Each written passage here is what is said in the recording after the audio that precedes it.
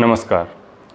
अभी कुछ दिन पहले हमें खबर मिली कि फेमस एक्टर सिद्धार्थ शुक्ला का निधन हो गया है, जो कि काफ़ी दुखद है क्योंकि यंग एज में किसी का जाना उनके परिवार के लिए और सभी के लिए काफ़ी पीड़ादायक है। उससे भी दुखद बात यह है कि जिस तरह से सोशल मीडिया पर न्यूज़ में रीमर्स फैलाए जा रहे हैं, अलग अलग तरह की बातें की जा रही हैं बिना किसी बात को समझे या उस विषय की जानकारी के। एक बात मैं सभी से बताना चाहता हूं कि जब तक हमें किसी विषय पर कुछ जानकारी ना हो तब तक हमें उस विषय पर चर्चा नहीं करनी चाहिए, तो यह काफ़ी बेहतर रहेगा। ख़ास तौर से हमारे न्यूज़ चैनल जो नॉनसेंस बातें कर रहे हैं बिना किसी बात को समझे, जैसे कि प्रोटीन से हार्ट अटैक आता है और एक्सरसाइज करने से हार्ट अटैक आता है। मैं कुछ भी बोलूं उसके पहले आपको कुछ डाटा, कुछ आंकड़े बताना चाहता हूं।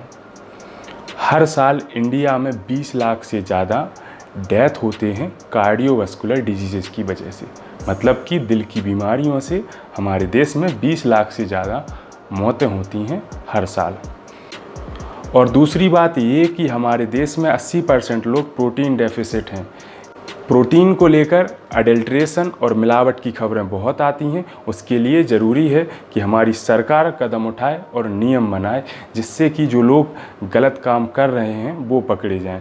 फैक्ट नंबर 3, 0.5% से कम लोग हैं इंडिया में जो रेगुलर वर्कआउट करते हैं। मतलब कि अगर हम एक्सरसाइज करते ही नहीं हैं, हमें फ़िटनेस के बारे में कुछ पता ही नहीं है, तो फिर उस सब्जेक्ट पर बात करने का कोई फ़ायदा नहीं है। जब आप खुद एक्सरसाइज करेंगे, चीज़ों को समझेंगे, तभी आपको पता चलेगा कि इसके क्या फ़ायदे हैं और क्या नुकसान हैं। और सबसे अहम बात कि हमारे देश में 60 लाख से लेकर 80 लाख तक डेथ होती हैं हर साल, और उनमें से 4 में से 1 डेथ कार्डियोवास्कुलर डिजीज़ की वजह से होती है। ये सारे आंकड़े आप WHO, CBD या और भी कोई गवर्नमेंट बॉडी की ऑफिशियल वेबसाइट पर जाकर चेक कर सकते हैं। हमारे पास इंटरनेट है, तो आराम से आप जाके सर्च कीजिए और डाटा एनालिसिस करिए और पढ़िए।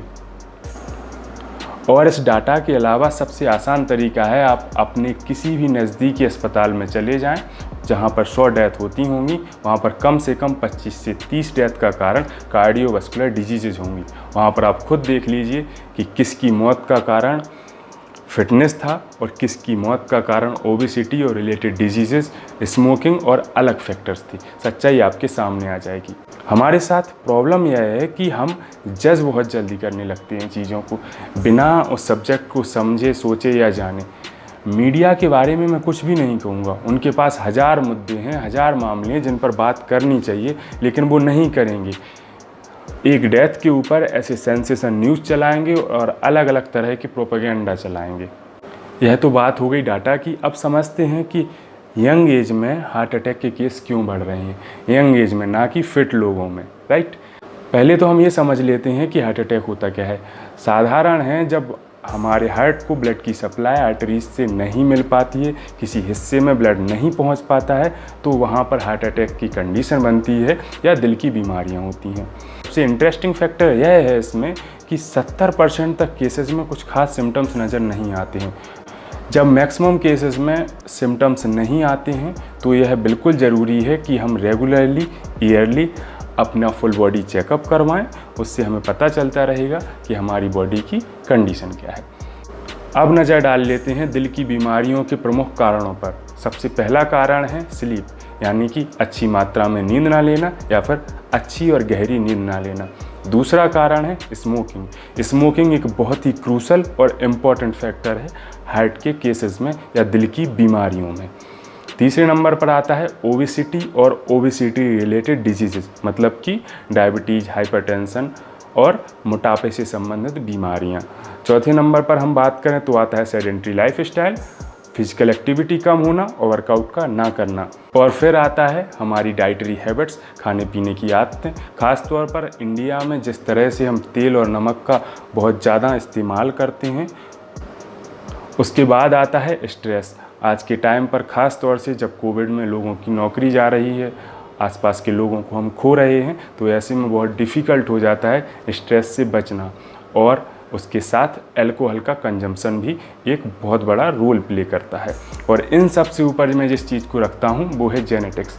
अगर आपके साथ ये सारी चीज़ें नहीं भी हैं, फिर भी अगर आपकी फैमिली हिस्ट्री दिल की बीमारियों की है, तो आपको कुछ एक्स्ट्रा केयरफुल रहना होगा।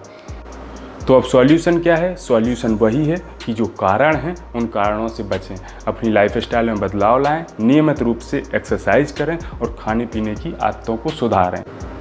और इसके साथ साथ इस बात को समझें कि जो डेथ है वो हर मिनट हर सेकंड हो रही है, उससे डरना नहीं है, उसको बस याद रखना है और अपनी जीने की आदतों में बदलाव करना है। और इन सब बातों के अलावा हम किसी भी बात को आंख मूंद कर विश्वास ना करें। मिस इन्फॉर्मेशन जो फैलाई जाती है उसका बहुत बड़ा कारण होता है कि हम लोगों के इन्फ्लुएंस में आ जाते हैं। मैंने कोई बात बोली है तो आप एक फ़िल्टर बना कर रखिए जो कि साइंस और लॉजिक का फ़िल्टर है। लॉजिक से सोचिए और बातों को समझिए। आई होप ये इन्फॉर्मेशन आपके लिए काफ़ी हेल्पफुल रही होगी, और अगर हेल्पफुल है तो सभी के साथ शेयर करिए। मिलते हैं नेक्स्ट वीडियो में। चीयर्स।